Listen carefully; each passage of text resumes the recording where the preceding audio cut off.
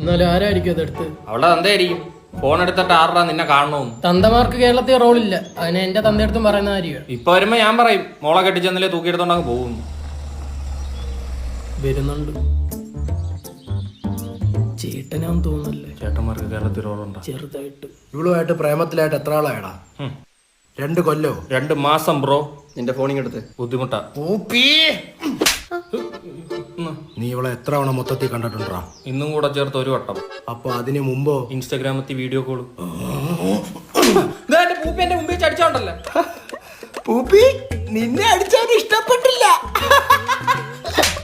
ചേട്ടനാന്ന് പറഞ്ഞ് പോക്കൃത്തരം കാണിക്കരുത്. അവക്ക് ആദ്യം ക്രഷ് അടിച്ചെന്ന് പറഞ്ഞ ഇതെന്തുവാന്നറിയാവോടാ? എന്റെ പൂപ്പിയുടെ മൃദുലമായ കൈ. ഇത് ഞാൻ മേടിച്ചു കൊടുത്തൊന്നുമല്ല. അല്ല, 5 മാസം മുമ്പ് എൻഗേജ്മെന്റിന് ഞാൻ ഇട്ട് കൊടുത്തത്. എൻഗേജ്മെന്റ് അടുത്ത മാസം അവരുടെ കല്യാണമാടാ. അവന് നല്ല റോളുണ്ട് കേട്ടാ. പൂപ്പി അല്ലടാ, മഞ്ചാടി.